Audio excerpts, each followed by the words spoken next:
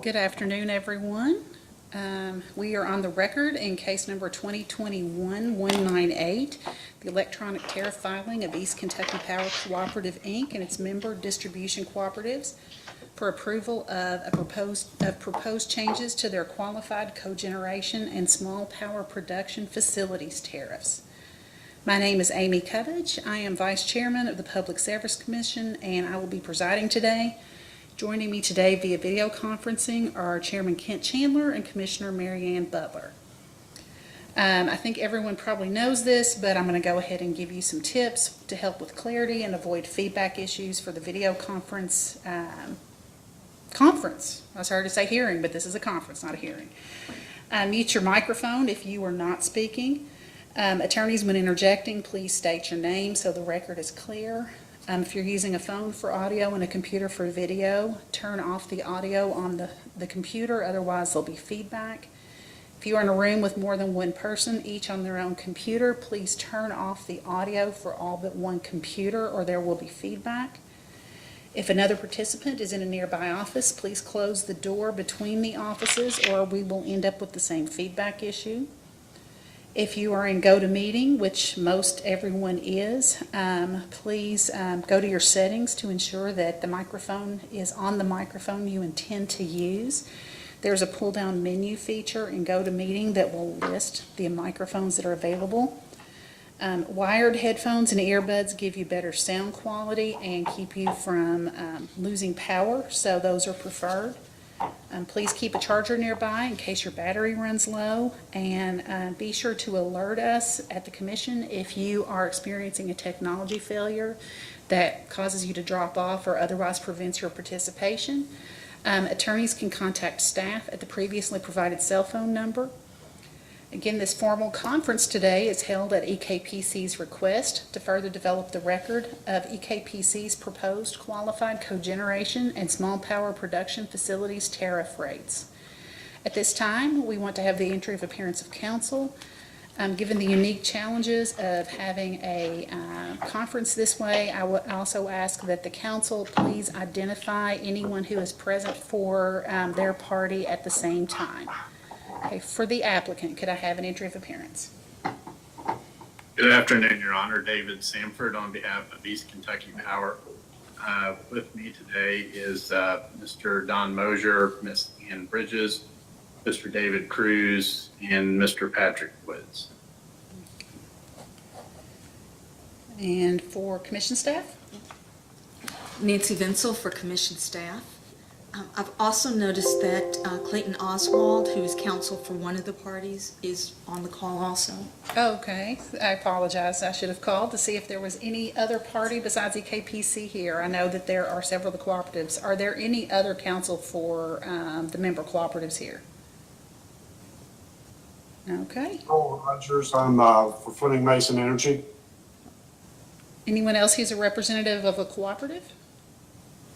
This is Clayton Oswald again. I also have Carol Wright. She's the CEO of Jackson Energy. She's on the call also. Okay, great. Thank you. If that is all the appearances, I'll turn it over to Mr. Sanford, who requested this conference. Sure. Thank you, Your Honor. And let me just begin by thanking the Commission for just being very timely in giving us this opportunity to be heard. I think we just filed our motion less than a week ago, so we definitely appreciate that. And this may be a very short call. So when we saw that our deadline for requesting a hearing or submitting the case on the record was coming due, we just wanted to make sure, just from a due process point of view, that we understood very clearly that issues that the Commission intends to decide. And if we have the same understanding of those issues, then I don't believe that an actual hearing would be necessary or that much proof would need to be taken. Just to kind of summarize, East Kentucky had filed its revised PURPA tariffs on March 31st, and there were primarily three different changes that were made. There was an update to the capacity pricing based upon the most recent incremental auction results from PJM. There was an update to the energy pricing, and then there was also a reduction in the administrative fee that is embedded within that energy price, I believe. So the way that East Kentucky has historically calculated its energy price for PURPA tariff purposes is to use the forecasted PJM hourly LMP at the AEP Dayton hub, since that's a very liquid place within PJM to be able to transact power and energy. That was a good location. There was a question that had come up in staff's first round of data request, item number 4, I believe, that asked if East Kentucky would agree to utilize the real-time PJM hourly LMP in its own load zone. And we had responded in the affirmative that we would be willing to do that. There were a few questions that came up about capacity pricing and East Kentucky's use of the third incremental auction to set that capacity value. And more specifically, I think there were some questions that came up about whether or not East Kentucky would agree to some of the same language that had been required to be added to Kentucky Power Company's tariff in case number 2020-00174, which was, I believe, their last base rate increase.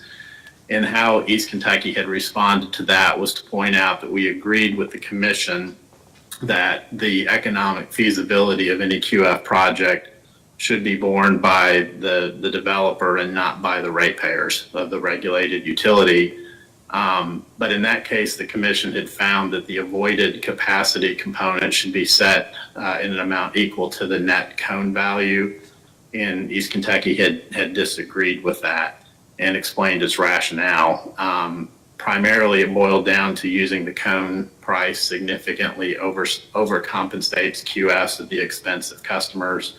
QF projects are not subject to the same type of wasteful duplication analysis that regulated utilities and their resources go through. And so they're, generally speaking, not the reasonable least cost supply option for a utility.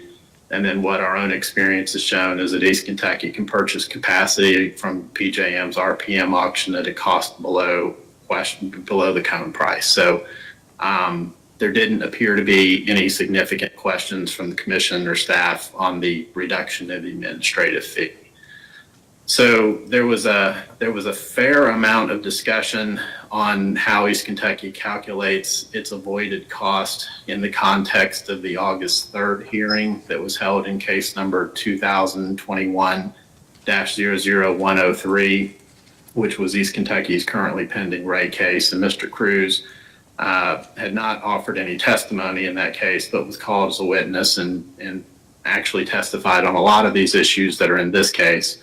So if the commission anticipates that its decision in this case will be limited to those 3 issues about updates to capacity pricing, energy pricing, and the updated administrative fee, then I think from East Kentucky's perspective, all we would really like to do is just move to have Mr. Cruz's testimony from the rate case be taken notice of and inserted into the record of this case as well.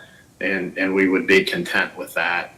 If there are any other issues, however, that the commission anticipates deciding, I think, we're curious as to what those may be so that we can make a determination if any additional proof would need to be taken. And to that point, Mr. Cruz would be the person to provide that, and he is here today. So that would be, I guess, kind of the case from our situation, and I'd be happy to hear staff's response or commissioners have questions. Ms. Vinsel? Yes, staff does have a couple of questions. Mr. Sanford, I'm going to address them to you, but I understand that any of your witnesses that can respond will do so. The first is when you mentioned staff's first data request, item 4. In item 4B, EKPC was asked to recalculate the tariffs using net cone, and EKPC did not do that. They provided a narrative explaining why they believe net cone is not appropriate, but did not provide the calculation. So staff will be issuing a data request, likely Monday, to ask that the tariffs be revised or recalculated using net cone for avoided capacity.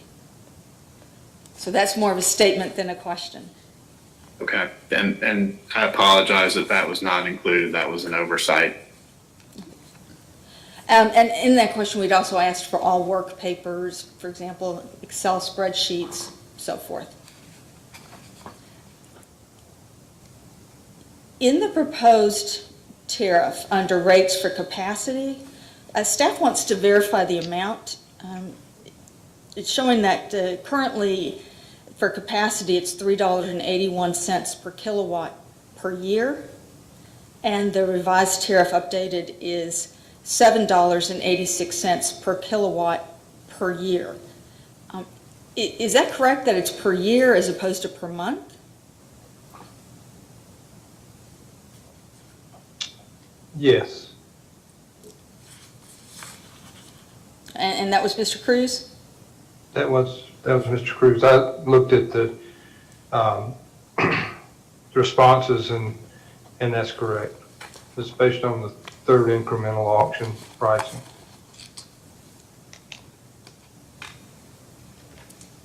I believe I'm going to, if you give me one moment, please. As I think many people know, when we have these hearings, staff and the team are elsewhere, so they text me. I want to make sure nobody has got a follow-up. I think those are staff's questions. We don't have anything further right now. Okay, Commissioner Butler, did you have anything that you wanted to ask while we're here today? Not at this time, thank you. Okay. Chairman Chandler.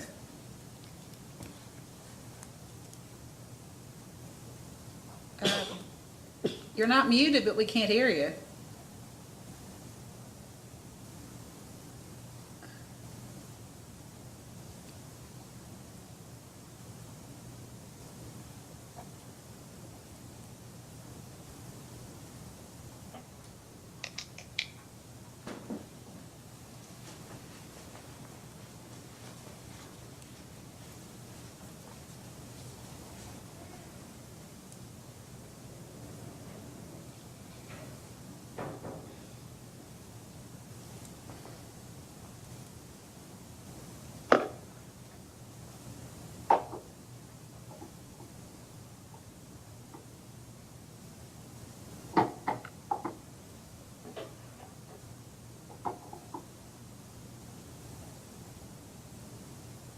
Can you all hear me now? Yes. All right, great. I've been talking to myself for the last 5 minutes. Which is a much better alternative for the rest of you. So, Mr. Chamberlain, just taking a step back for a second.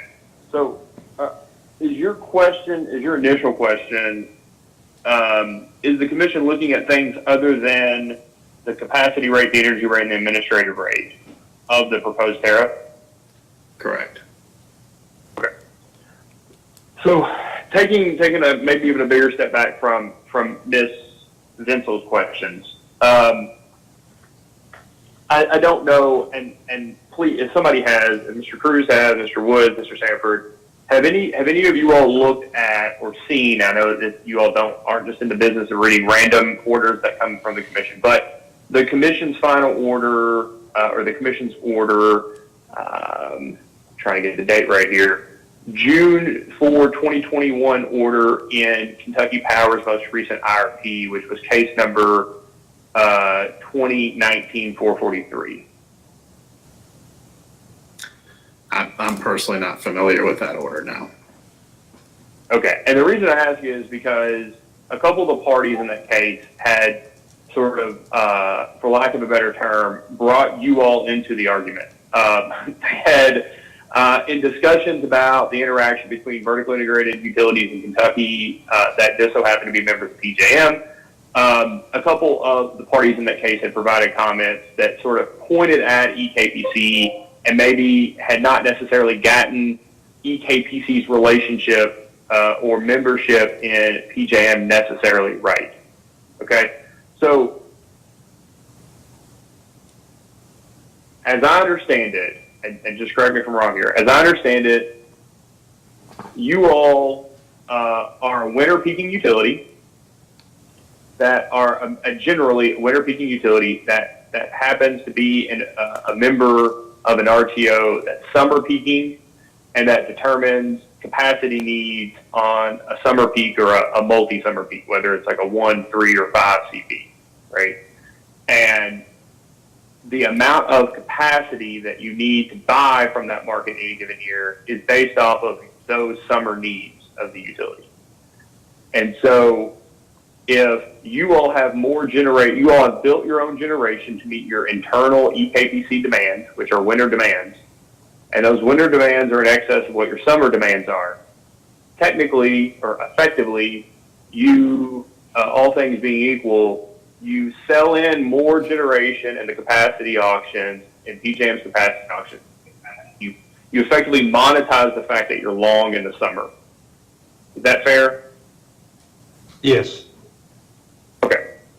But that doesn't, as I understand it, necessarily mean that you plan your system based exclusively off PJM's peaks, right? You're not just building enough generation or planning your generation to meet your summer peaks and just say, that's all that PJM's rules require us to purchase and to sell is based off summer.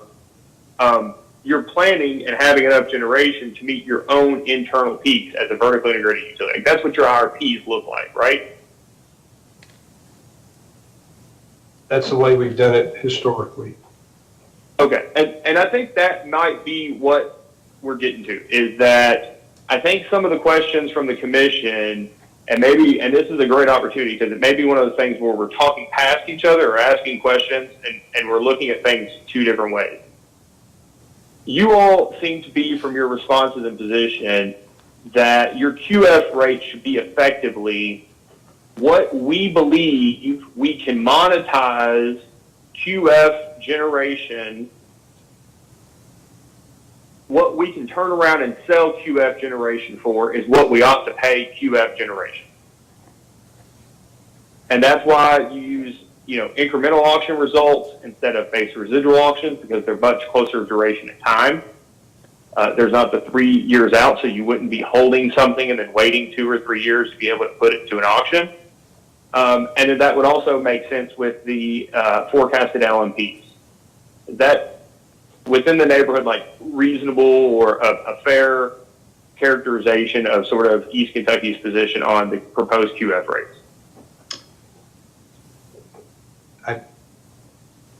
This is David Cruz, and I'll respond.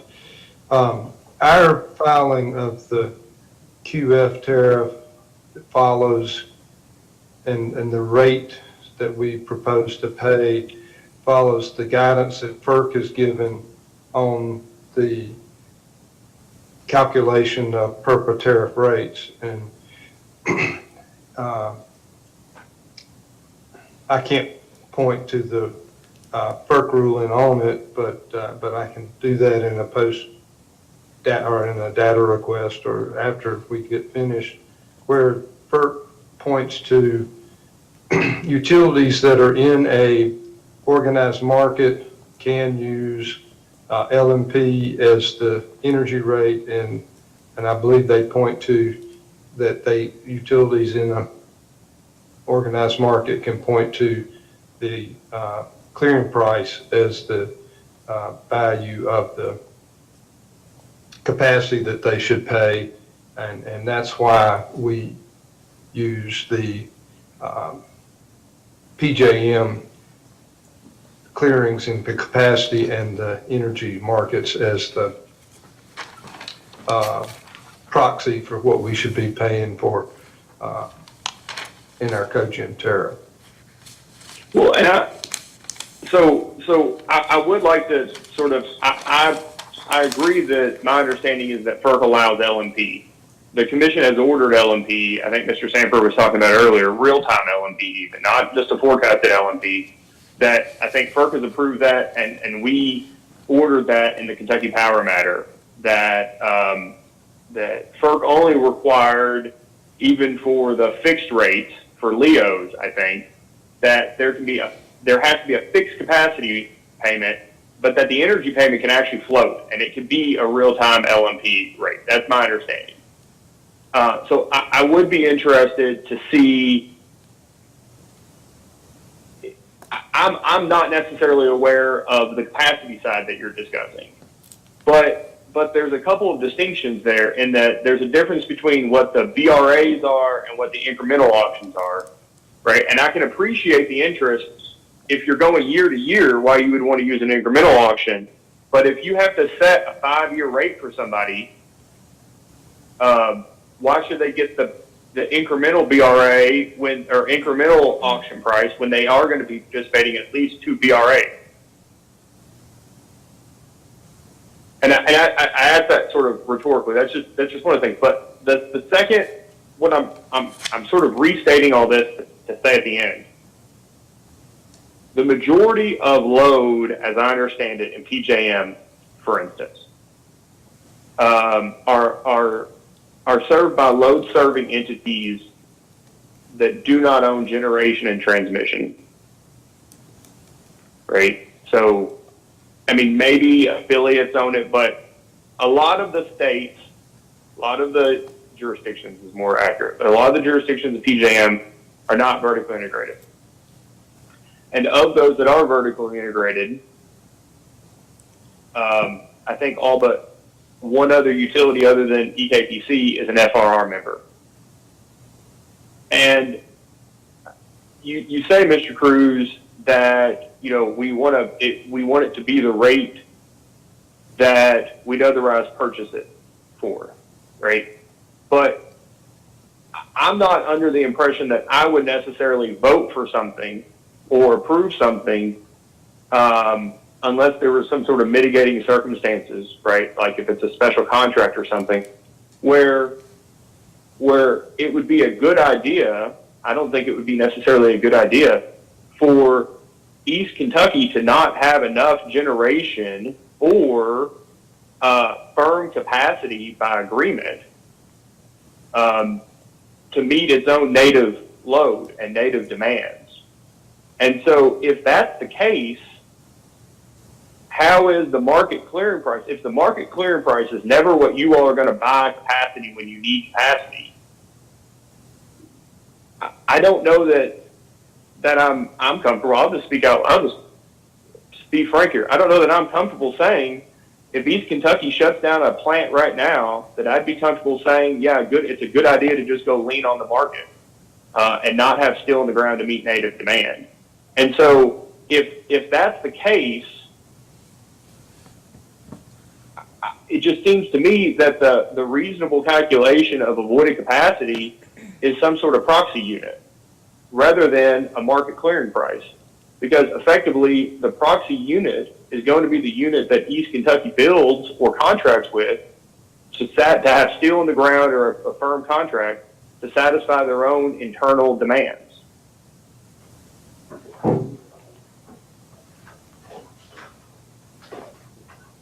And that just seems to me to be what you all effectively do with your, at least what the old contract rate used to be on the, your interruptible, right? I think it was probably, I think we've looked back and I've tried to find it. I think it was like a proxy CT calculation for the interruptible tariffs. You're correct on that. The reference resource for the interruptible tariff is a CT resource, and as I testified at the hearing, the number of hours in the interruptible tariff at its max are around 400 hours, which is about a 5% capacity factor, and a CT frequently dispatches in the 6% range. So that's why I believe it was chosen as the reference resource for the credit.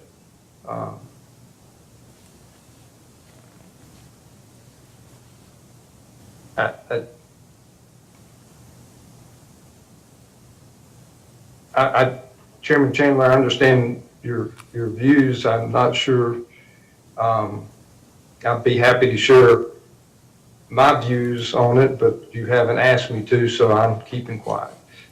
Well, so we have to determine, and this is why I wanted to ask Mr. Sanford the question, right? We have to determine, we have a legal obligation under the statute that utilities can only charge fair, just, and reasonable rates, and effectively we're the ones that have to determine what fair, just, and reasonable rates are. And I appreciate, I think, what East Kentucky's responses are in this docket about it's the basis, the larger picture as to why it proposes the methodologies and the rates that it does for QFs, right? There's a concern about the utility and thus its customers paying more than what is necessary, right? And I appreciate that. I'll say that. There are a couple statements that the utility has made in furtherance of that are more about disagreements with PURPA and its passage by Congress or its regulations by FERC than they are necessarily within something that we can do something about, right? And you know, our jurisdiction on this is fairly limited, right? We don't come up with the overarching regulations to implement PURPA, and we certainly didn't. Kentucky didn't pass PURPA as a statute, right? Congress did. And the reality is that you all have to have rates. You all don't have an obligation to purchase QFs over a certain megawatt threshold. And my understanding is that megawatt threshold used to be something like 20 megawatts, and now it's something less. Do you all know what that less number is? The current number is 20 megawatts for EKPC. FERC has further reduced the obligation to 5, and for utilities in an RTO, it's presumed that PURPA or qualifying facilities that have access to the market should be able to participate into the market, and that's why they allow us to reduce our purchase obligation to 5. So do you all have to refile at FERC in order to reduce that from 20 to 5? We do, and we have that filing prepared. We're Okay. finishing that up, and we plan to apply at FERC to reduce our obligation from 20 to 5. Okay. And so we're only talking about possibly either 20 megawatt units and smaller or 5 megawatt units and smaller. And really within the QF proposed tariffs, we're really talking about a differentiation between SQFs that are 100 kW and smaller and LQFs that are between 100 kW and 20 megawatts. Is that right? Yes, assuming that, but that, Okay. well, I mean, that's where we are today, and should we be successful with our FERC filing, it would be less than 100 and 100 to 5. Okay. Now, And then, even in addition to that, though, we're also talking about a difference in your proposed tariffs between dispatchable and non-dispatchable generation. That's a current tariff term you have now, right? that is correct. Okay. And so I just can't, and I'm not even going to say what kind of unit, but if a unit comes on that is a qualifying facility under Kentucky and under federal law, right, that is 5 megawatts and is a dispatchable generator under your all's tariff, right? If you all have to retire generation, having that in your territory and having the ability to call on that and dispatch it would mean that you all would need to replace, after retirement of a generator, assuming you needed to replace it with some capacity, you'd have 5 less megawatts that you'd have to replace it with, right? And so if you're reducing that replacement need by 5 megawatts, and this is kind of a statement as a question, so I don't want to make a statement that everybody be silent, but really, why isn't that replacement generation cost your avoided capacity cost? If that's the benefit you're getting from that QF.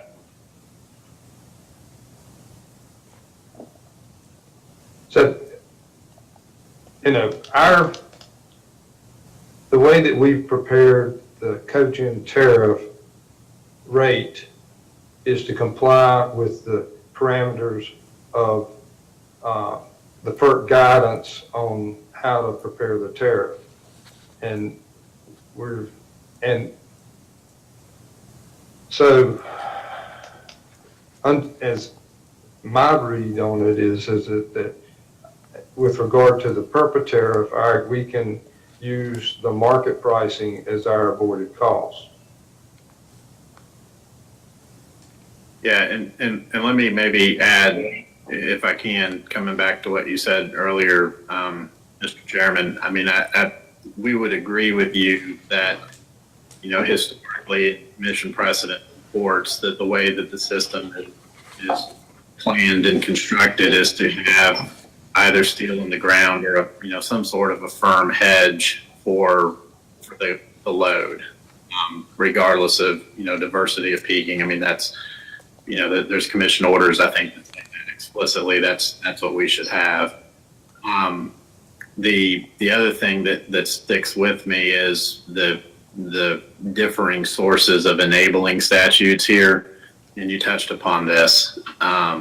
The commission's jurisdiction historically is over rates in service of utilities under 278.040, but this is a body of federal law that the commission has also been charged with having some role in a federalism context of also enforcing. And so it's a little bit of a square peg in a round hole, and always has been, because in the context of PERPA, this is not a rate that is being charged to a customer. It is a rate that is being paid to somebody. And that's different than, what is typically in a utilities tariff, where we're charging somebody for providing electric service. Here, we're the purchaser, not the seller. And so philosophically, and David will correct me if I say this wrong, the burden on the utility in that context is to, be a good, to be a good manager of, particularly in a co-op context, of the resources of the members, and to make sure that they're not overpaying for that power that they may not actually need, particularly in light of the fact that we're, building to be able to be self-sufficient, to meet our own peaks. So, the way that we have historically approached PERPA, which is consistent, we think, with the way that FERC has interpreted it, is that, we're not seeking to discourage or put obstacles or impediments into the development of these types of projects, but we also have no obligation to subsidize those. And so the question is, what is the value that they actually provide? And in the energy context, it's probably a little more straightforward, because Kentucky's a member of PJM and you have the real-time price. So, that's really not the question. It really just does come down to how do you value the capacity? And given that East Kentucky, I think where we may be talking past each other a little bit is, I think you're looking at it from the standpoint of, what if East Kentucky has a need for the power that's being brought on, which would lead you to, well, what's the cost of the replacement for that power? But in reality, the question is, we don't have the need for that capacity. And by being for PJM, we really likely won't have the need for it. And so it is almost always a straight subsidy, unless it is equal to or less than the capacity market price in PJM. And that third auction is the most fair price. So a couple of things. The third incremental auction has already happened. So if anything, it's a trailing price, not necessarily what the next auction that you all would be able to bid in might be, right? So I get that it's an attempt at a proxy as to what maybe the next incremental auction clearing price might be, but it's certainly a trailing price, right? It's not what you all may be able to or may not be able to monetize this for. So if there's this attempt to say that there is no risk with this, of quote unquote subsidy. I mean, that's not the case. It is when you all talk about need in this case, you're only talking about 5 years out, right? And you're only talking about the retirement of generation. But I'm going to go out on a limb here and say that if somebody comes in and says we have, 20 of these units, forget what they are, a qualifying facility, 20 units at 20 megawatts apiece that can come in, and it will only cost you $10 a kilowatt year. I have to think that $10 a kilowatt year is less than what your going forward stay open costs are on the majority of your all's capacity, right? Like that would be a boon to East Kentucky's customers to get replacement 365, 24/7 capacity for $10 a kilowatt year. But $10 a kilowatt year is 30% or 50% higher than what your QF rates are, right? I mean, we're not just talking about retirement replacement. At a minimum, you're going to have to pay some going forward stay open costs for even your current generation, forgetting retirement for a second. And I can appreciate, and I'm just going to say this a lot, I can appreciate a vertically integrated investor-owned utility that earns shareholder return based off investment, looking at it from the perspective of, if we have no QFs, then we'll be able to maximize some hypothetical replacement generation in the future, right? That we'll be able to replace a unit that's 600 megawatts, and when it retires, we'll be able to replace it with a 600 megawatt unit instead of QFs coming in, them reducing our capacity need, and us only being able to, justify needing to replace it with a 300 megawatt unit, right? That will be significantly less. But I completely appreciate that you all are trying to look out for your customers. I'm over here saying it looks like there's a lot of daylight between still looking out for your customers and finding things that are less than what the status quo would be and what you guys are proposing in terms of using incremental auction results as the avoided capacity cost and not having, and your QF rates being wholly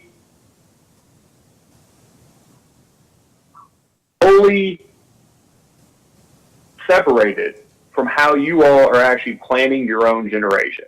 Because here's the reality: there's no penalty for leaving PJM, right? If East Kentucky decides in 1 year or 100 years that it's not in your all's member owner, if your all's board decides it's not in our member owner's benefit to continue to be part of PJM, we'll leave, right? I would assume that you guys have been through your membership, and I think this is something that helps me sleep at night. Even though you're a member of PJM, you guys are still planning your system to meet your customers' own needs, knowing that PJM may not be around forever and that you all may not always be members of PJM. And if that's the case, then your QF rates don't have anything to do with what your own system needs are, like an LSE who is, they can't just walk away from PJM at any given time. They don't own any generation. I don't see how there could be. Have I muted myself? We can still hear you. You can hear me now? Yeah. I can hear you. I don't see how there can be that complete, how you all can.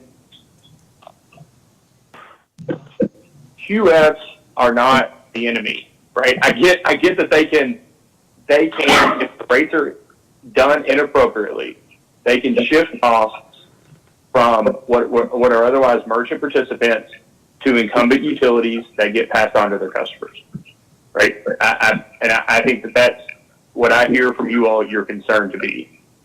But if they are able to provide capacity less than some sort of present value, discounted present value of what your all's future needs may be, I don't think it couldn't also be a system benefit by looking at it that way.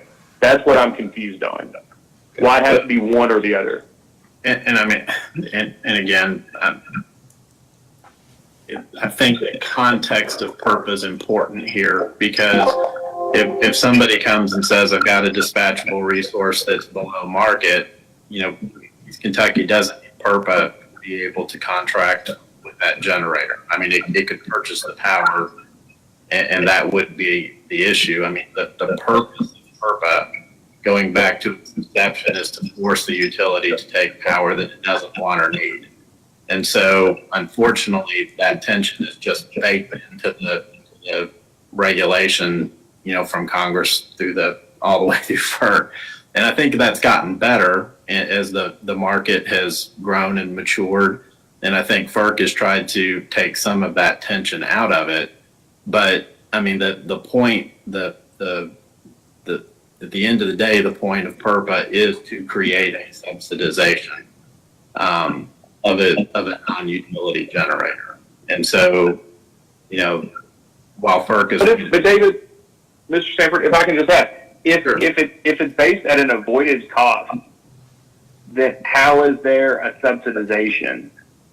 Because what you're saying is that it's exactly the same rate that we would otherwise have built it or bought it.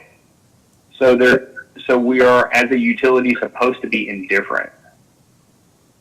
Yeah, but I mean, to borrow an analogy, it's like if my car breaks down, what's the avoided cost of getting a new car? Well, am I getting a Buick or a Cadillac or, a Land Rover? I mean, there's different ways to value something, and that's where, the concept of avoided cost can get, you can run a little bit afoul. So, I mean, what we've tried to do historically is make sure that is valuation of what we're getting versus what the avoided cost is as close to an apples to apples comparison as possible, because there's any number of ways that you could define avoided cost in an esoteric sense. But, again, we think that we've done it consistent with FERC's orders in a way that yields the most apples to apples comparison.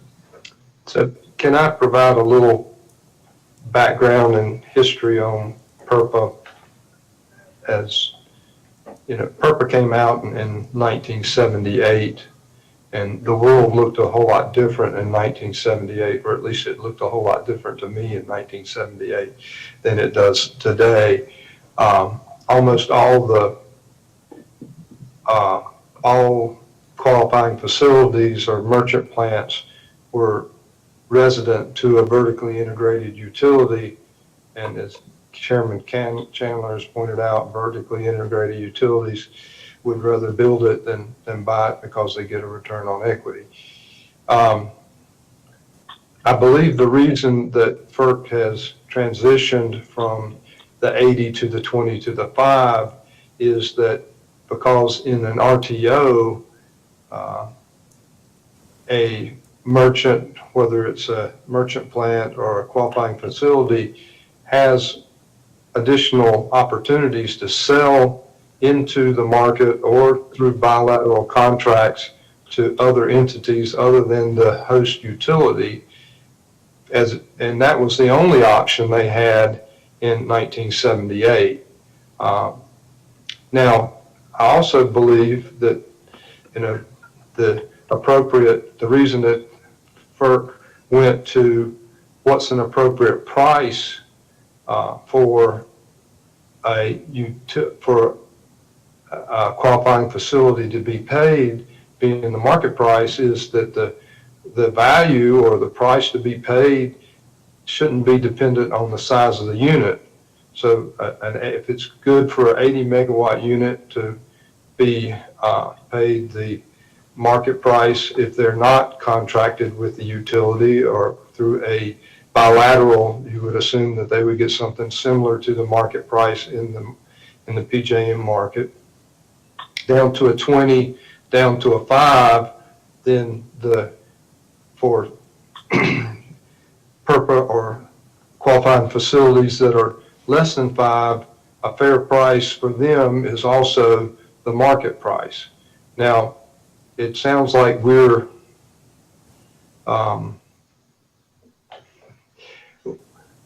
to some degree debating whether the third IA or the first IA or the BRA, and I apologize for all the IAs but whether it's the market clearing price for the delivery year 3 years in advance or the market price to balance in the IA, that's certainly worth some discussion.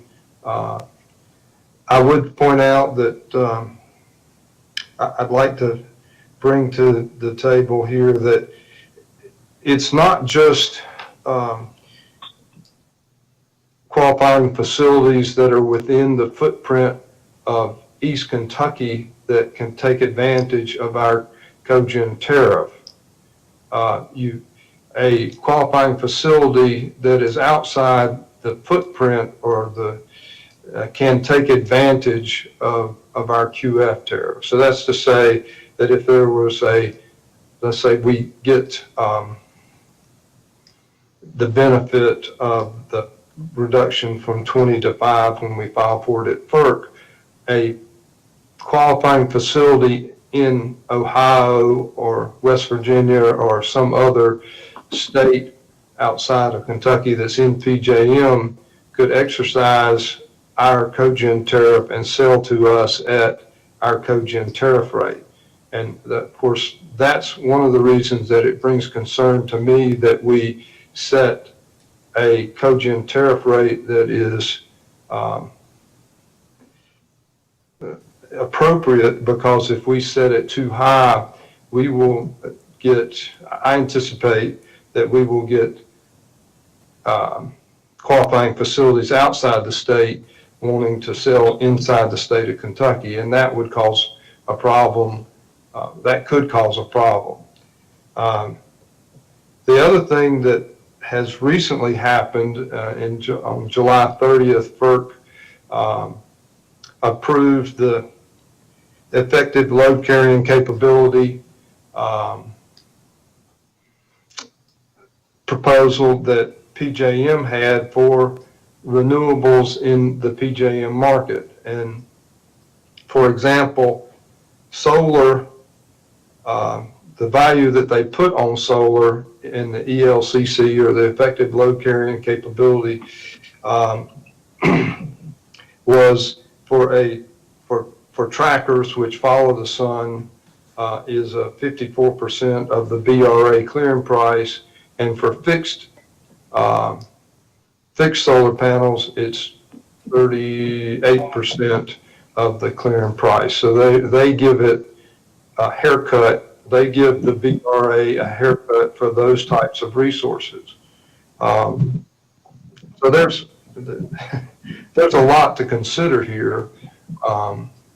And so those are just a few comments that I wanted to share. And just to add one more procedural item too, recall that the tariff itself is not a legally enforceable obligation. So, it's in essence an offer to contract, and any QF PERPA special contract that is negotiated still has to be brought before the commission for review and approval.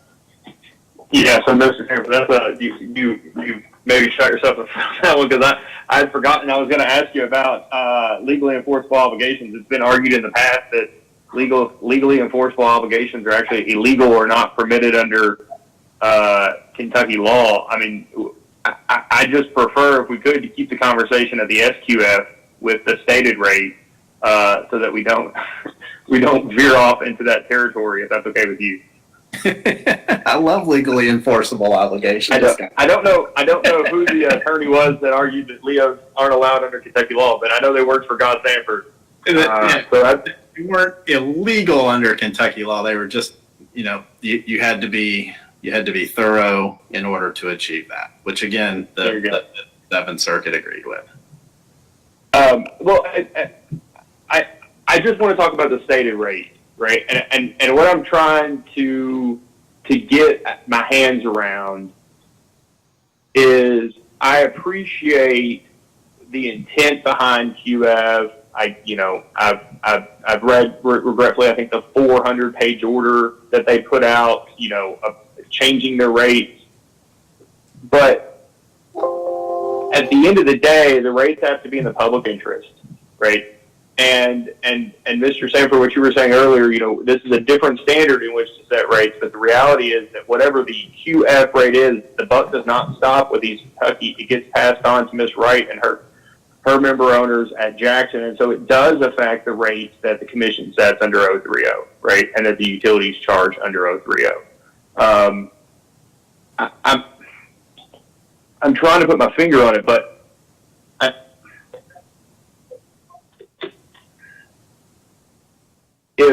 if East Kentucky, well, so taking a step back, $3.81 is what the QF rate is now, because the rates are suspended. The proposed $3.81 per kW year, right?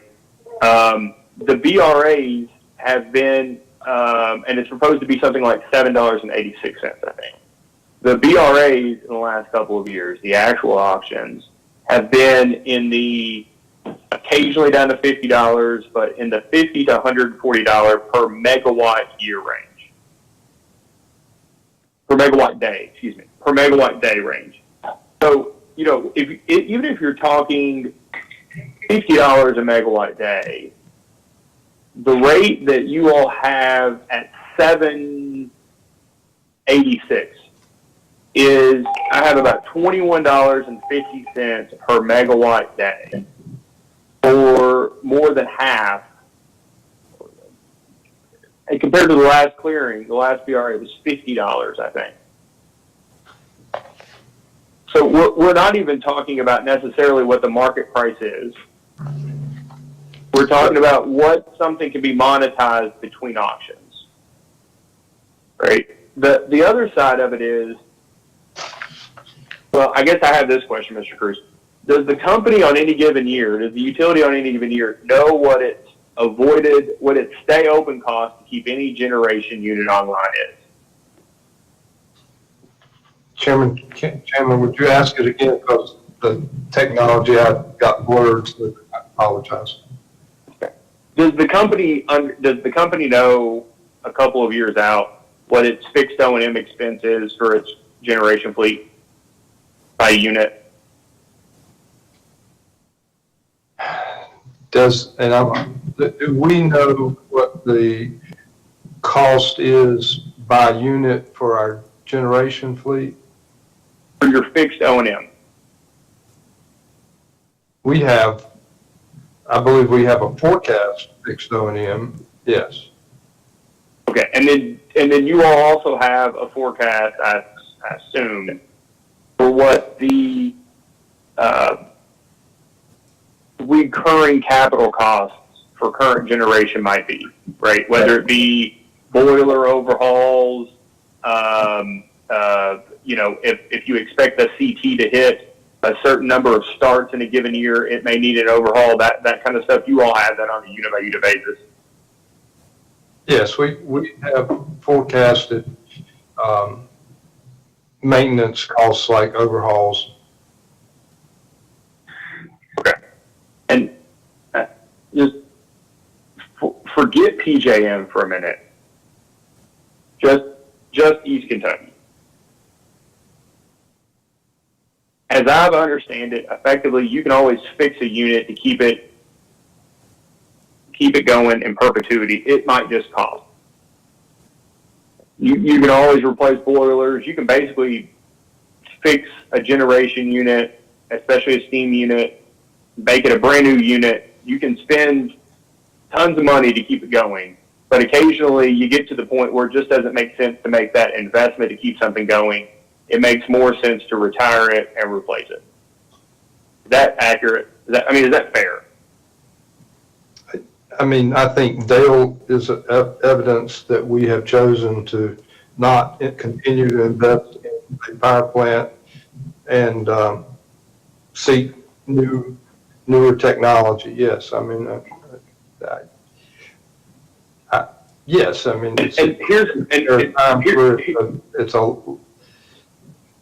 It's not worth the investment in a power plant to continue to keep it viable. And yes, we could continually invest and refresh them But clearly, sometimes that doesn't make sense. And I understand how easy it works well enough after these 5+ years of working around them. And this goes for pretty much every utility I deal with in Kentucky. You guys are running these numbers every year, right? You guys are looking at it. You're trying to say what makes sense for our customers. And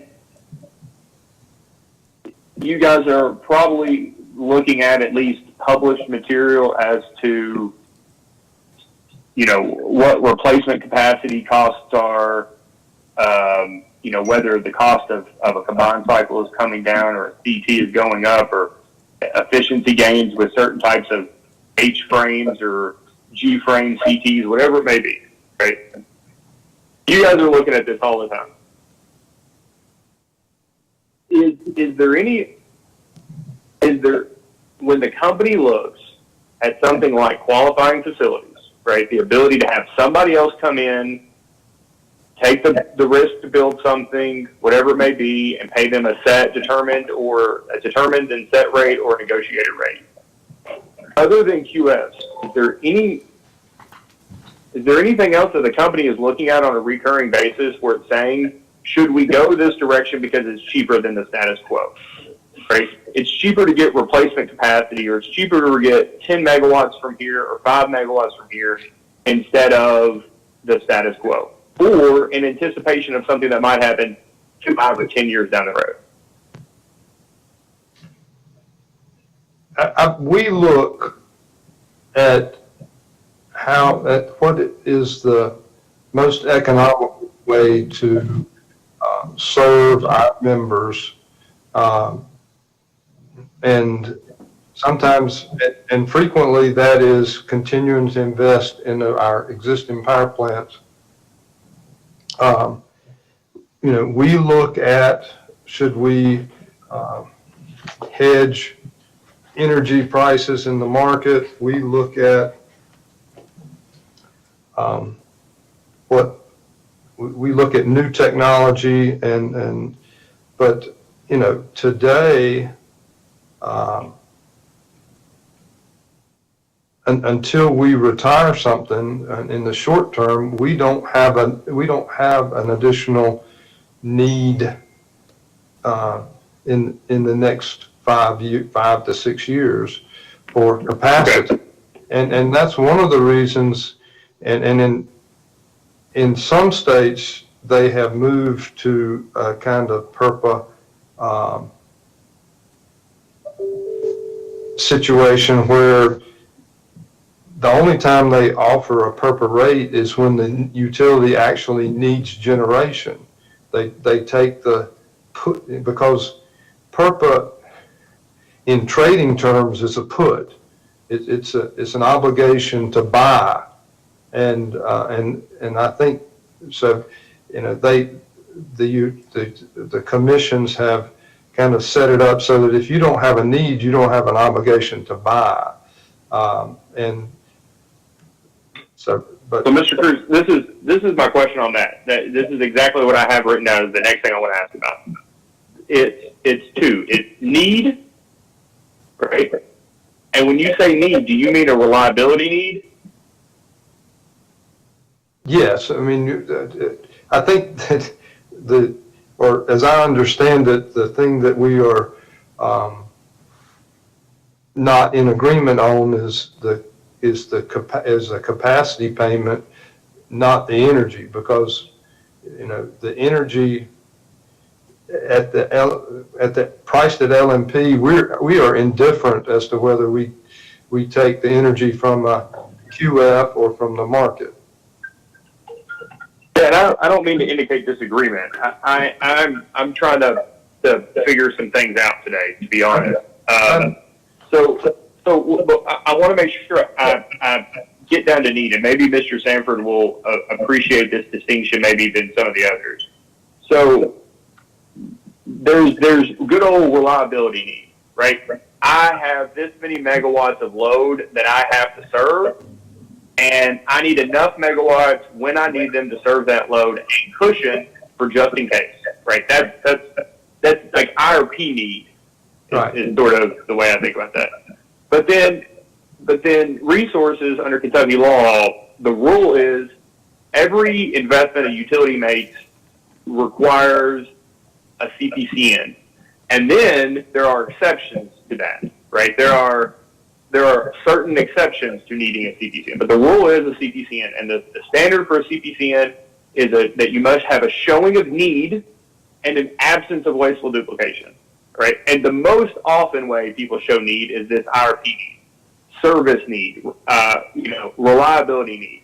We have a need for meters because our old meters don't work. We have a need for a new generator because we need to retire this old one that has been put out. But there's also another way to show need under Kentucky law, and that's by saying this is going to create savings by getting this and replacing the other thing, right? That we can satisfy this need. I know we already have one, but this one, the going forward cost is a third of the other one, right? And the commission has approved that for years and years and years now, that can satisfy the need prong of a CPCN. That they're proposing something to replace what is currently there because it shows like a present value revenue requirement savings by replacing it. I just want to make sure that when you're talking about need, you're talking about it from the reliability perspective, the IRP perspective. Well, I'll go first, and David may disagree with me. But, I mean, I don't know that we're necessarily drawing that distinction because, again, if somebody comes with a project that would be eligible for PURPA, doesn't mean that East Kentucky or any utility has to put it into the PURPA box. I mean, if they have a resource that would be useful, that is less cost than what is currently in service, and everything else being equal, they're the same. There's nothing that prevents the utility from being able to utilize that resource under just a traditional CPCN type of regulatory review and analysis. What makes PURPA unique is that the commission's ability to say no to a project is constrained in the PURPA context because you have this federal body of law that says under these circumstances, the utility has to purchase the power, even if it's not the most reasonable least cost option. And so that's the situation that, because that scenario is theoretically possible, it makes getting the PURPA tariff correct very important so that you're actually comparing value on an apples to apples basis. In the CPCN context, it's frankly easier because, the commission has very well established, what alternatives did you consider, how are net present values calculated. It's a more robust analysis than what happens under PURPA. And so, I mean, I feel like we're saying the same thing, Mr. Chairman, but we're coming at it from two different directions, perhaps. I guess what I'm trying to ask is, I feel like what you all have proposed is an absolute floor, but that I can't imagine the way you all plan your own system isn't an acknowledgement that there are rates above that in which technically wouldn't result in a subsidy. That there would be an overall system benefit to paying rates to facilities that are technically or that are actually higher than the stated QF rates. And what I'm trying to determine is if what you all are proposing is the floor, or if the floor is actually something higher than that, that still would result in knowing that every QF that came and took at that rate will result in no subsidies from customers. That's what I'm trying to figure out. And I think, Mr. Sanford, I'm thinking along the same lines that you're saying, but let me take a step back. Say there's three of me on the commission, how scary that would be. And I said earlier that I think that you have to have steel on the ground or firm firm power for your native demand, right? That I will never allow any utility to be part of a market and to lean on that market in order to have enough power to serve its native demand, except for extenuating circumstances, special contracts, whatever it may be, right? Say I take that position. You all retire something, you're going to have to build something, right? And for decades, if you still have a need, assuming you can retire it and you don't have, but assume you barely have enough to meet your own demand, you retire a 200 megawatt unit, you're going to need a light kind of replacement 200 megawatt unit, right? The most commonly used for decades replacement capacity unit has been a combustion turbine. Ever since they let people start burning gas again, it's been a combustion turbine, right? Let's say 3 decades. It has always been calculated as being a proxy unit calculation, using that combustion turbine as a proxy unit, right? And so there's this need. Let's just call it reliability need for a second. We'll get back to the other type of need. But if your replacement is some sort of steel in the ground or PPA, right, and the company disagrees that net cone is appropriate, then what is an appropriate proxy unit? And I mean, I think the answer to that is it's the third incremental auction, because if you're talking about it in the context of replacing a utility scale generator that is, triple digit megawatts, then what the avoided cost for replacing that unit is going to be something that's of like kind and scale.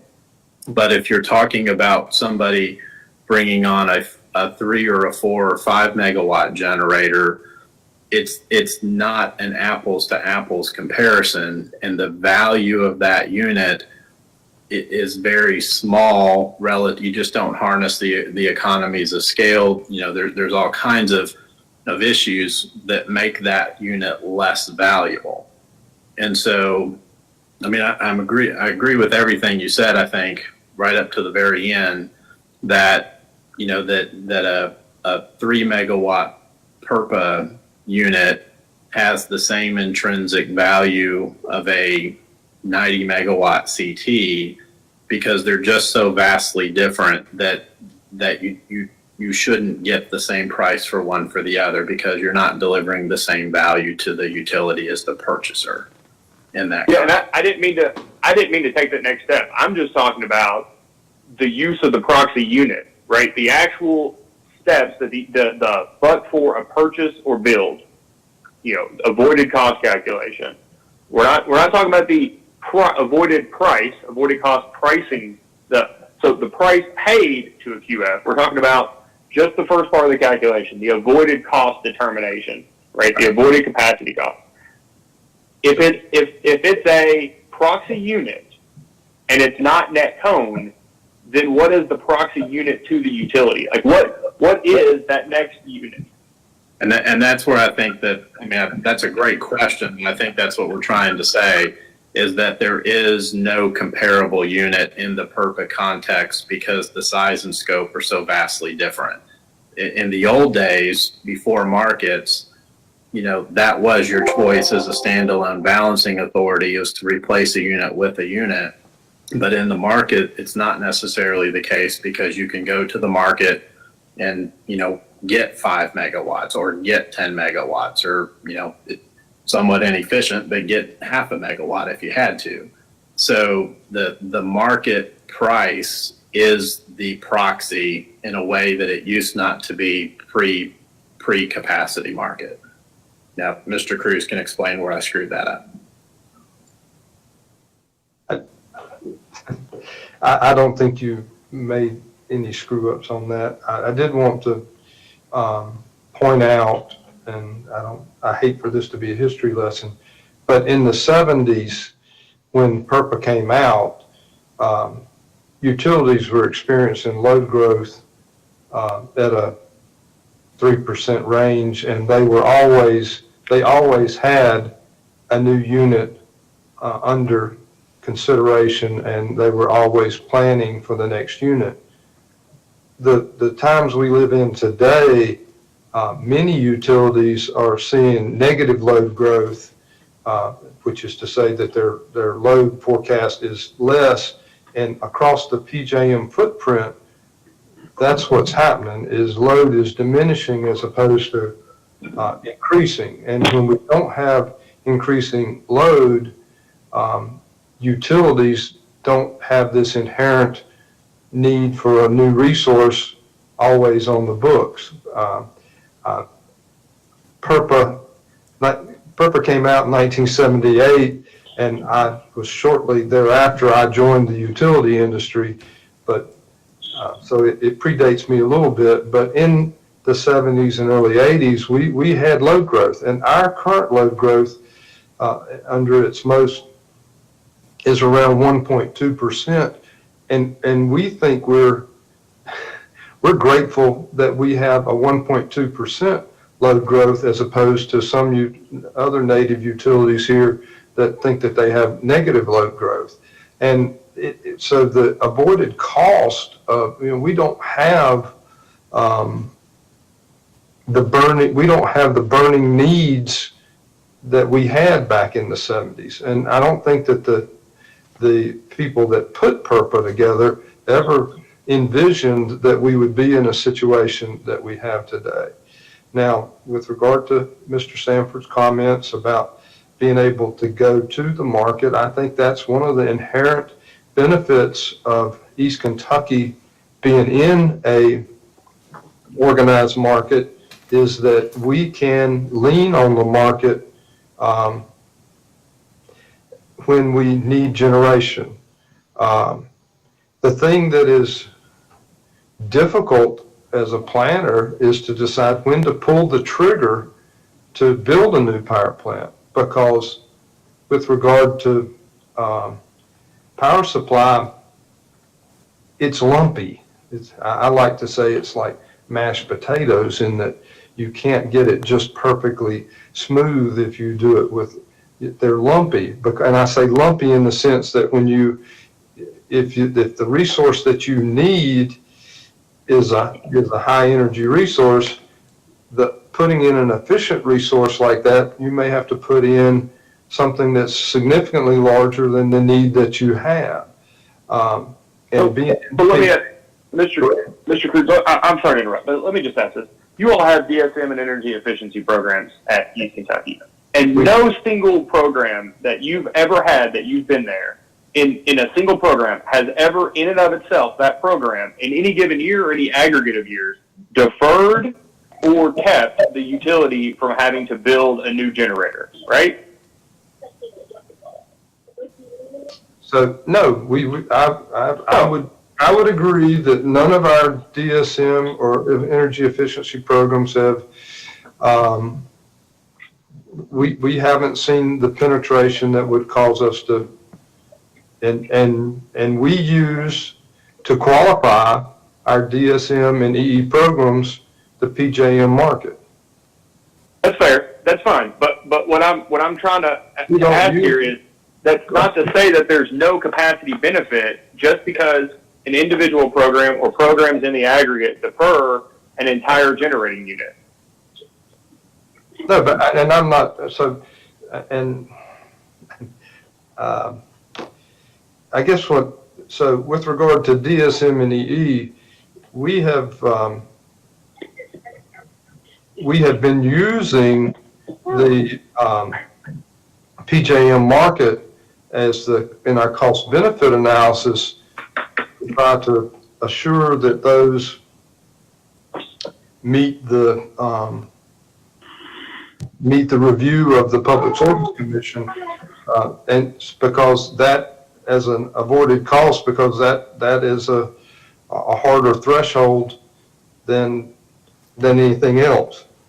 And of course we have administration changes and look, and what the commission is looking for us for the threshold changes from time to time in that area. So, but we are consistent in the way that we approach this, is that we have been using the market as the hurdle for when we try to justify new resources, energy efficiency, DSM programs, and we also use it for, when we purchased Bluegrass, we compared that purchase to the market and saw that it provided better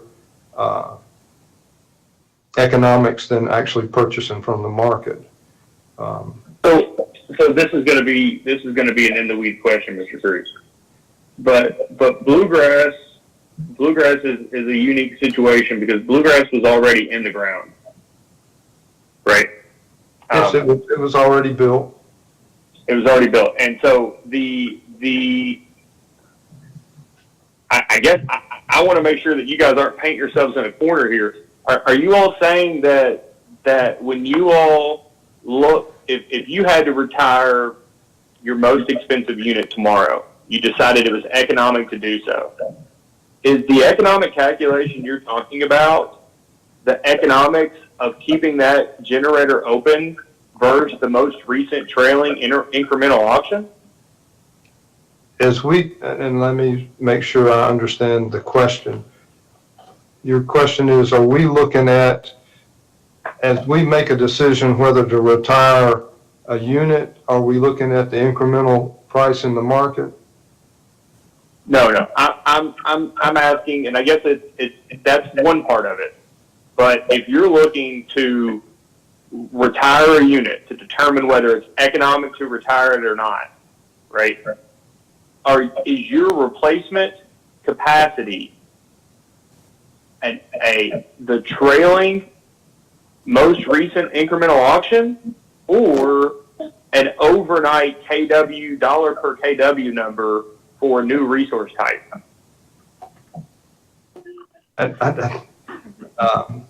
First of all, the decision to retire a power plant is a much more complicated evaluation than we're talking about right now, because we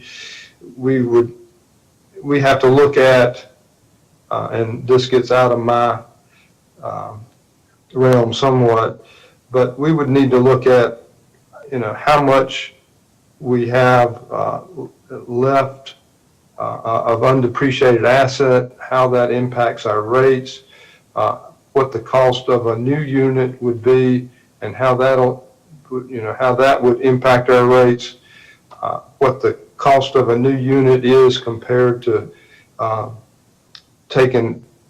just purchasing it from the market. We would run multiple scenarios on both a decision to retire and a decision to purchase, or to purchase another asset, develop another asset, or go into a PPA. And when we've, when we've looked at, when we did the Bluegrass, our analysis looked at, our RFP was open to PPAs, resources. We had a self-build option. It was a wide net that we threw to try to come up with the best alternative for our members. So, and they were units that were already built, right? So even if you, let's just take, and I know you all have a fundamental disagreement. This is what we need to get to brass tacks on, though. You have a fundamental disagreement about even the use of a proxy unit for calculations of avoided capacity costs. So let's just move past that for a second. We can get to the question. If the calculation of net tone, right, is effectively the cost to build a new generator, cost to build a new CT, the opening cost of building a new CT, net of energy and ancillary services revenues, right? And this is a brand new, I think, H-frame GE combustion turbine, right? I'd have to look at but a brand new CT. Let's just brand new. Yeah, they've gone to the detail of picking the CT, I guess, is what I was trying to say. Like this, Brattle Group has picked a technology, and this is the cost that they determine it takes to open it up and get it running, net of energy and ancillary services. That is a different calculation than a stay open cost, like a net ACR calculation of a unit that already exists, right? Yes. Okay, and that makes sense, right? It's more expensive to invest and get something started than it is to keep something open ordinarily, as a general matter. But that with bluegrass is more akin to the types of units where you're looking at the economics on a net ACR basis than you are a brand new unit that's just being built and determine whether you should invest your money to be a market participant. Is that fair? That's fair. Okay. I'm going to ask Ms. Vinsel to ask a data request of what, on a per unit basis, what is the forecasted for like the next 3 or 5 years, dollar per KW year fixed O&M for each of the utilities units. And I'll be frank and just say my expectation is that it's all higher than $3.81. Just a guess. That's higher than $3.81. I have an inkling that even the $7.86, the most recent incremental auction, that you guys are going to have stay open costs of some units higher and some units lower than that $7.86. We'll see. But what I'm trying to figure out is if an incremental auction comes in at 50 cents, only looking at incremental auctions as your avoided capacity cost would lead the rational person to say, well, just retire everything. Let's buy everything we can at this incremental auction. But that doesn't make sense because that's only 1 or 2 years out, right? But so first, we can't buy everything in the incremental auction. The incremental auction for a load serving entity, they have to. A load serving entity doesn't even get to choose how much that they purchase. PJM figures it based on our load, and they tell us how much capacity we're going to purchase, and then it's set at the BRA price. And that's consistent across both, I think, the RPM and the FRR. No, the FRR is probably done a little different. But so there's that.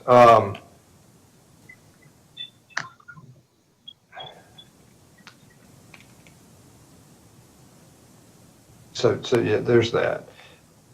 Mr. Cruz, this is what I'm trying to get to with this line of questioning, is I don't want to focus on QF.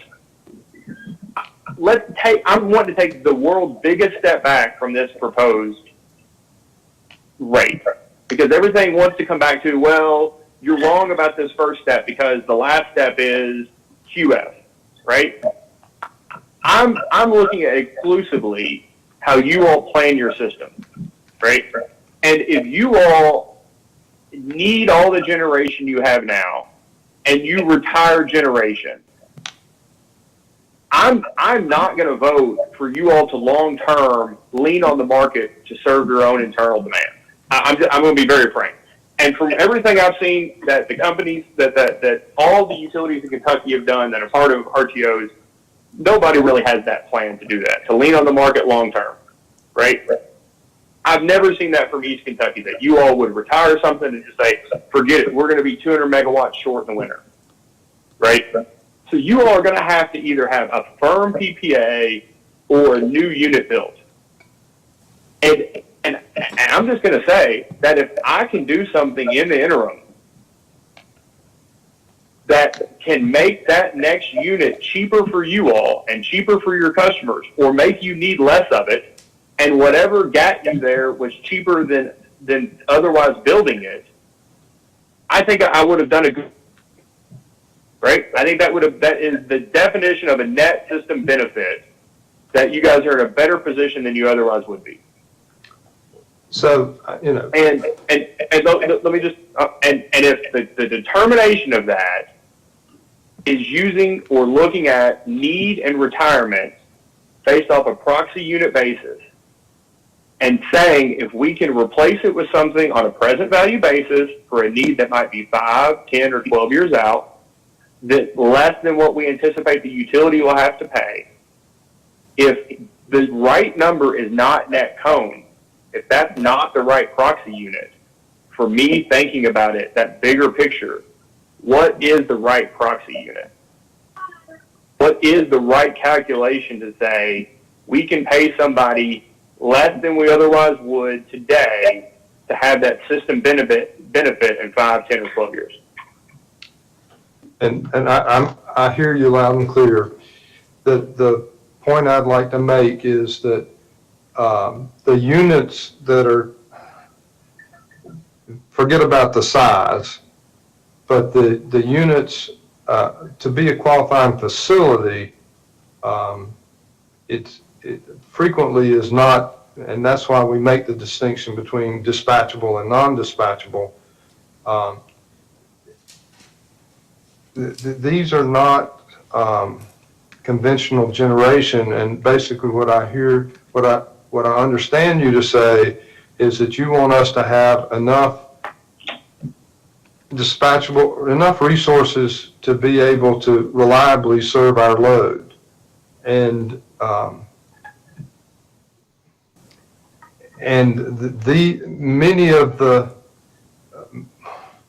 most of the resources that would come in under a qualifying facility, as a qualifying facility, are not going to be a unit that we can rely upon for reliability.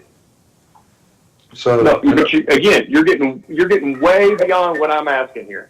I don't want to talk about QS.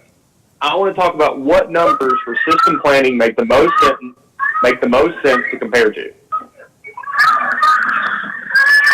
I don't know what that sound is. Not me. not me.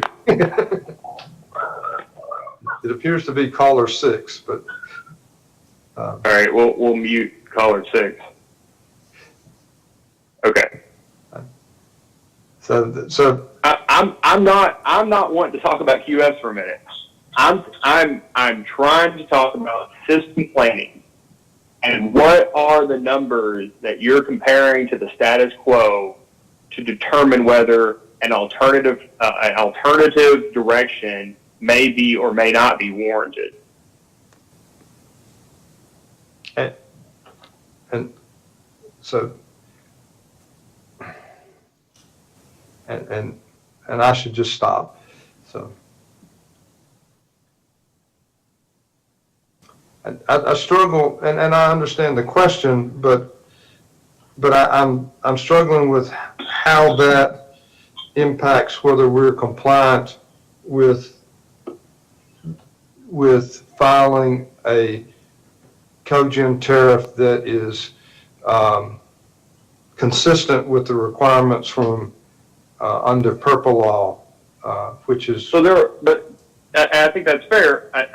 I'm saying there's a dozen ways to skin a cat, lots of ways to skin a cat. There's a lot of ways to be compliant with the PURPA tariffs, right? that. But I'm not. I think there's. You all have a preferred way and a proposed way, and I'm trying to take a step back. You all have picked the way you want it done. You all have picked the way you've proposed it. There's lots of ways to do it. I can't even get answers to simple questions, taking a step back to determine if another way may even be better. I can't make that determination at this point because I can't get any conversation about how the company plans its own system and what numbers it uses for proxy. The company, you all say, the utility says that, and I'll just read it. I have it here. Your response to 1.4b, that East Kentucky does not believe that cone is the appropriate value to be used in an avoided capacity calculation. Cone assumes that East Kentucky could avoid the investment cost of a new CT by securing capacity from a third-party cogenerator. That's not correct. East Kentucky has no plans for a new combustion turbine within the next 5 years, as demonstrated by its 2019 IRP. Using cone would significantly overcompensate new power supply and create additional cost burden to East Kentucky's owner members and end-use retail customers. So that's the response to 14B. Mm-hmm. I don't know. That's one of my questions on the list. I just haven't gotten to it yet. Why the answer said 5 years? No idea. I don't know if it's because Brattle does the quadrennial review in 4 years and it just takes so dang long for FERC to approve it. It's usually 5 years. Where does 5 years for need come from? Well, That comes out of the tariff. Our minimum contract term is 5 years. Okay, so the minimum contract term is 5 years. So you all said you looked at need only over 5 years. Yeah. Okay, but doesn't, go ahead, Mr. Stafford, go ahead. The contract could be for a longer term, but the minimum term is 5 years. Okay, but the regulations provide for the company or the utility filing under QF, I think, to provide retirements over a certain horizon. Isn't that right? I'll say that again. Retirement over a certain horizon, like 10 or 15 years, you're supposed to provide that information with your annual QF filing? I don't know about that. Okay. And then the IRP is a 15-year planning horizon. Is that right? Yeah. Mm-hmm. Okay. And so if you could pay somebody, let's just make up a discount rate. If you can pay somebody, you have a need 10 years out, but they're willing to take significantly less than what that need would be in 10 years out today at some amazing discount rate. That could be a system benefit, right? Yeah, but I mean, I keep coming back to the point. If somebody walks in the door, calls, and has a great deal that is good for East Kentucky and its owner members, we don't need PURPA in order to be able to consummate that deal. All we need is a contract and your approval. PURPA only exists to make us take power that we don't otherwise have a need for. And so the point of the PURPA tariff is to establish, and I think you said this correctly earlier, it is the minimum offer for what the energy and the capacity rate would be. It can be different, and there's factors in the regulation that articulate what those can be when you're actually negotiating the contract rate, because they add value or they take away value relative to other alternative options. But it just comes back to making sure that it's an apples to apples comparison. Could the commission tell us to put a different number in for the capacity? Yes. But what you're doing is establishing a new floor that any contracts we would have for PURPA would never be less than that, even if the value was less than what was being provided. But by definition, we're determining that the value is that amount. Yeah, I mean, but that's the problem, is because you're doing it in the absence of knowing what an actual project would look like. So, I mean, So you all determined avoided capacity cost using a trailing incremental auction, right? That's the proposal, the most recent incremental auction. There are multiple ways to calculate avoided costs. You all have chosen to calculate avoided capacity costs off of a market construct rather than the utility's own costs. Well, I don't know that I agree with that, because it is a market price. And if we had to go to a market for something that was available in the next 6 to 12 months, that would be the price that we would pay. But I mean, hold on, just let me, 1 second. That is one of the ways under PURPA to determine avoided capacity costs, is what your proposal is. That's what you're saying. correct. And it's what we've historically used for the last several years since we've been in PJ. For the last 3 years. That's right. So, and I think that the last this is the third year in which there's the distinction between dispatchable and non-dispatchable, if memory serves correct. Yes, I think before that, even if you were if you were non-dispatchable, you still got a capacity value, which made no sense whatsoever. Okay. So be that as it may, so Mr. Cruz marked Mr. Sanford as a no for effective load carrying capability. So be that as it may, right, there are other allowable ways in which the commission can determine avoided capacity cost under PURPA. Right? There are other ways that FERC has permitted it. And I'm going to be very frank here. East Kentucky is putting the commission in a position where it's making it hard for us to make a determination on the record by effectively choosing not to give us evidence in which we can make an informed decision.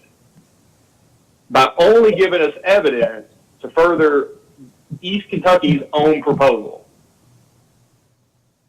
And I'm just going to be frank. If the commission determines that net cone is the appropriate value, East Kentucky has already said that the net cone value is the same for East Kentucky as it would be for Kentucky Power. I think that's response to 1.4b, right? That's already in the record. That's correct.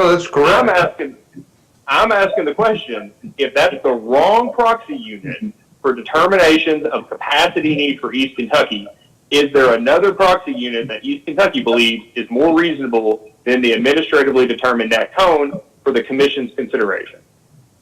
And if we believe that it is the third incremental auction price, we think that that's the appropriate apples to apples comparison for what's the appropriate capacity value.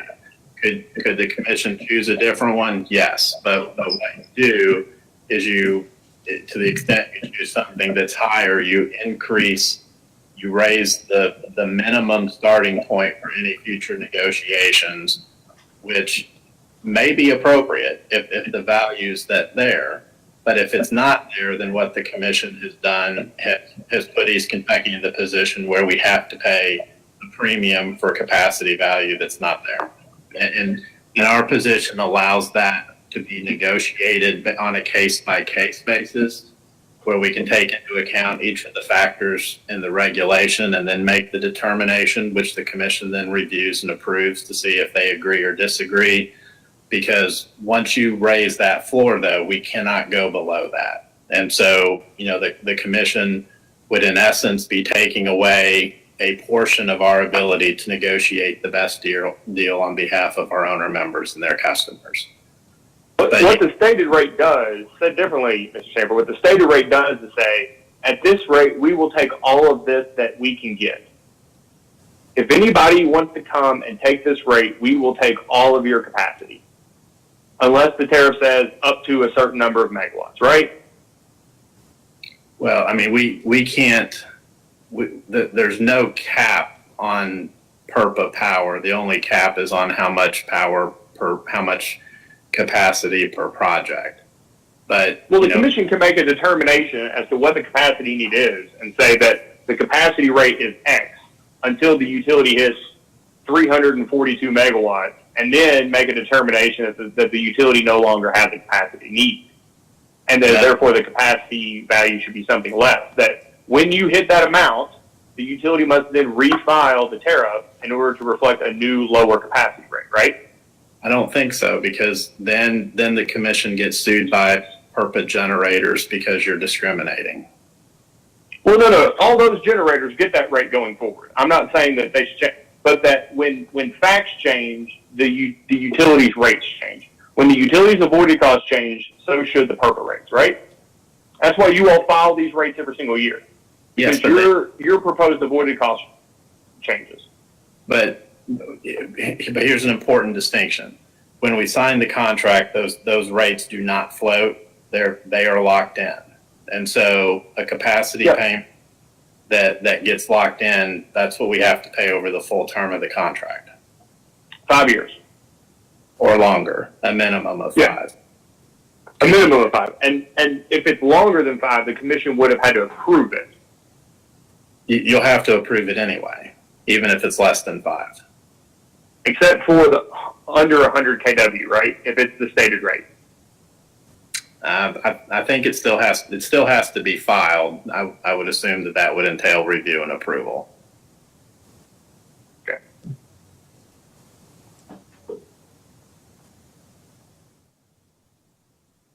mean, we're not trying to be evasive. It's the last thing we're trying to do. That's why we requested today's formal conference is to be able to raise these issues. So we're happy to respond to any post-hearing or post-conference data requests, and we'll turn them around as quickly as we can because, like I said, that's why we asked for this, to make sure that there wasn't any misunderstanding or confusion. So, and I'm glad and between the discussion between you and me and everybody in the world, Mr. Sanford, because these are recorded, of course, we're going to have to figure out how much weight to give comments made in a formal conference because it's not exactly best evidence under oath or affirmation, but it is helpful to understand the company's perspective.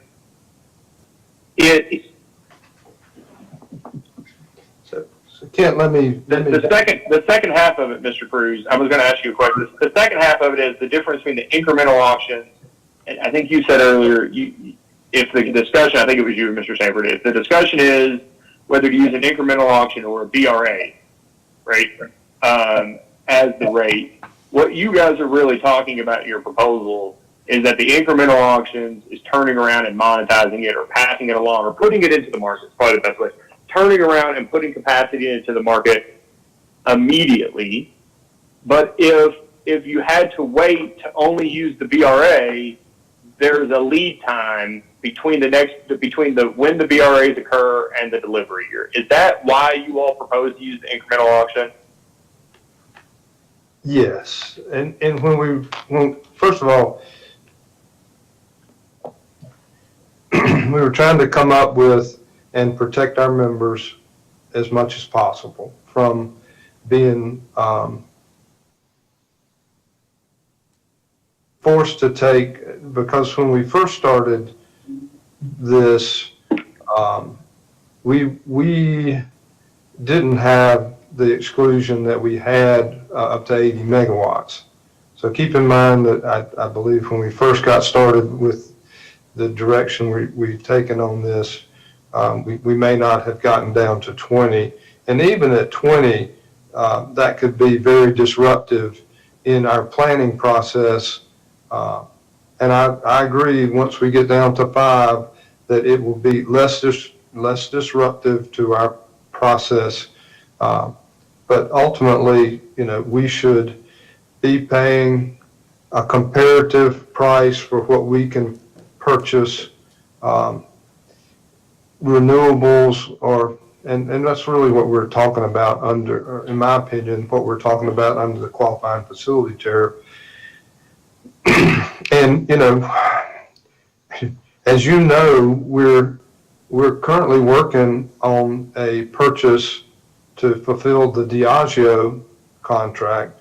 And if we use net cone, or if you use net cone in our tariff, when you break net cone down to $1 per megawatt hour based on a solar project, the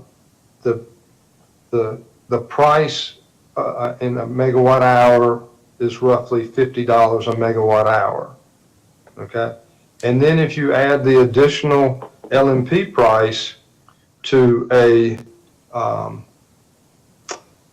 it, which last year the average on peak LMP price was 25. I expect it'll be higher this year, but let's just say 25.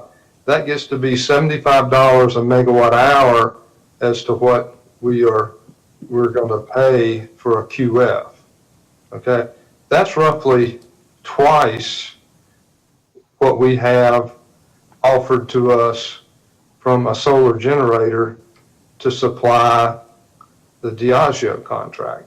And I'd like to make that confidential information, but that's, and I struggle with why we would be setting a price for QFs that are likely to be taken advantage of by solar developers, even if they're small 5 megawatt solar developers, that is something in the order of twice what we can purchase it from a